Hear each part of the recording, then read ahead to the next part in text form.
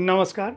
साहित्य तक के बुक कैफ़े के एक दिन एक किताब कार्यक्रम में मैं जयप्रकाश पांडे आपका स्वागत करता हूँ। आज शनिवार है और मैं अंग्रेजी की एक पुस्तक पर अपनी राय के साथ उपस्थित हूँ जिसका नाम है फॉलन सिटी और double murder, political insanity and Delhi's descent from grace. Sudeep Chakravarti की यह पुस्तक है। सुदीप चक्रवर्ती जाने माने लेखक हैं। कई पुस्तकें उनकी बेस्ट सेलर रह चुकी हैं। इतिहास, राजनीति, आंदोलन, द्वंद्व, कथा और कथेतर कई तरह की पुस्तकें लिख चुके हैं और विशेष बात यह कि इनकी सभी पुस्तकें काफ़ी चर्चित रही हैं। इनके उल्लेखनीय कामों में the Bengalis, a portrait of a community, Plassey, the battle that changed the course of Indian history, the Eastern Gate, Red Sun, Highway 39, Clear, Hold and Build। ये पुस्तकें रही हैं। कहानियाँ लिखते हैं, लेख लिखते हैं, दुनिया भर में स्तंभ लिखते हैं और बहुत चर्चित नाम है। दिल्ली से उनका रिश्ता जो है वह मोहब्बत और नफरत दोनों का है। उनकी पढ़ाई लिखाई यहीं हुई सेंट स्टीफेंस कॉलेज में। काफ़ी समय तक कई मीडिया संस्थानों से जुड़े रहे। अभी एशिया के कई देशों में घूमते हैं और लिखते हैं। गोवा में अधिकांश समय बिताते हैं और इस पुस्तक में उन्होंने दिल्ली के उस भयावह हत्याकांड का जिक्र किया है जिसने न केवल दिल्ली को बल्कि पूरे देश को हिला दिया था। वह हत्याकांड था अगस्त 1978 में गीता और संजय चोपड़ा की हत्या। गीता और संजय चोपड़ा दोनों भाई बहन थे। उनकी उम्र बहुत अधिक नहीं थी, किशोर वय की उम्र थी, 17 साल और 15 साल। ये दोनों ऑल इंडिया रेडियो में गीता को एक रिकॉर्डिंग के लिए जाना था। भाई संजय चोपड़ा उनके साथ था और ये घर से निकलते हैं और उसके बाद गायब हो जाते हैं। उनके गायब होने की सूचना देश भर के अखबारों में छपती है। चूंकि उनके पिताजी भारतीय सैन्य सेवा से जुड़े होते हैं, इसलिए भी तुरंत आग की तरह से ये खबर पुलिस प्रशासन को झकझोरती है। ये 1978 का जो कालखंड है वह कालखंड ऐसा कालखंड है जो देश पहले ही जिसको झेल चुका था, यानी आपातकाल के बाद सत्ता परिवर्तन, और उस परिवर्तन के बाद सुदीप चक्रवर्ती का कहना है कि दरअसल जिन बड़ी घटनाओं ने दिल्ली को हिला दिया उनमें यह सर्वाधिक बड़ी घटनाओं में से एक थी। उस दिल्ली में जिसने तमाम तरह के खून खराबे देखे थे, उस दिल्ली ने जिसने सत्ता का परिवर्तन देखा था 15 अगस्त 1947 को, उस दिल्ली ने जिसने विस्थापन देखा था और पाकिस्तानी शरणार्थियों को देखा था, जिसने सांप्रदायिक दंगे देखे थे, वह दिल्ली भी गीता और संजय चोपड़ा के गायब होने से हिल गई थी।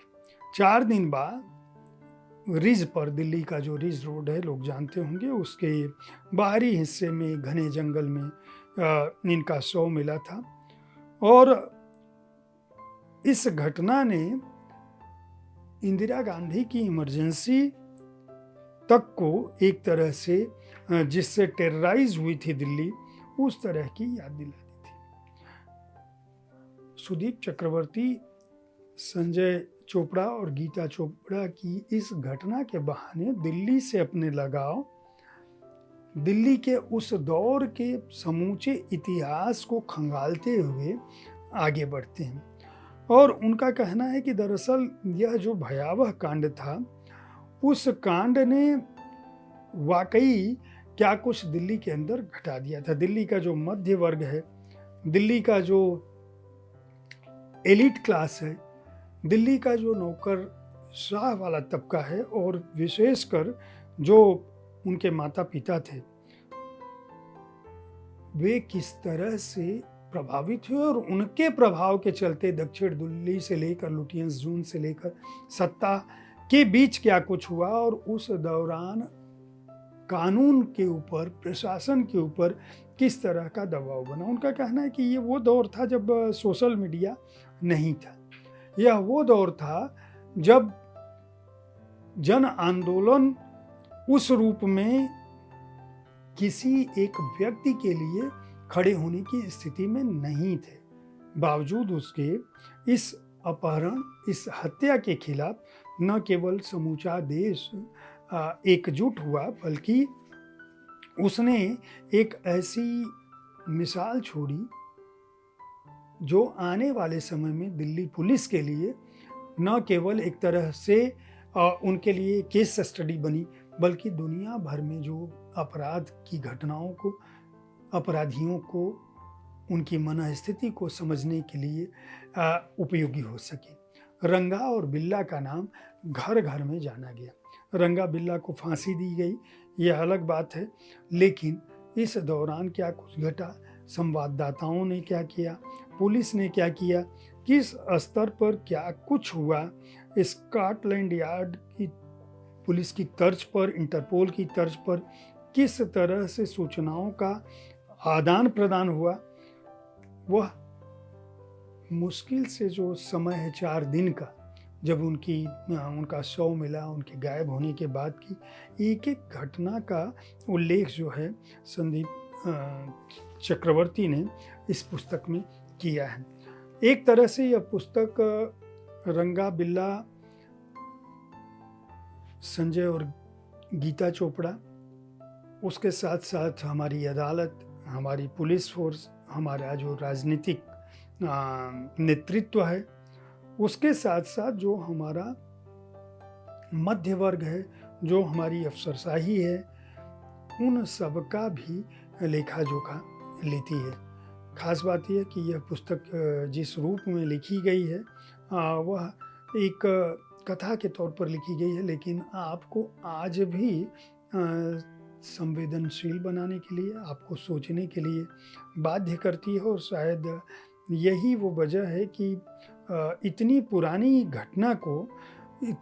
घटना के कथानक को संदीप चक्रवर्ती यहाँ लिखने की कोशिश करते हैं। उनका कहना है कि दरअसल दिल्ली की उस घटना को बताने का उद्देश्य यह भी है कि क्या आज भी दिल्ली, जिसे हम इंटरनेशनल सिटी कहते हैं, जिसे हम ये कहते हैं कि ये हमारा मेट्रोपोलिस है, वहाँ पे लड़कियों को लेकर जो दृष्टिकोण है, हमारे समाज का जो बर्ताव है, क्या आज भी रात में कोई लड़की दिल्ली सिंड्रोम जिसको कहते हैं, जिससे लगाव एक होता है, वो कहते हैं कि दिल्ली लोगों के दिल में बसी है, लेकिन क्या दिल्ली वाकई बदली है?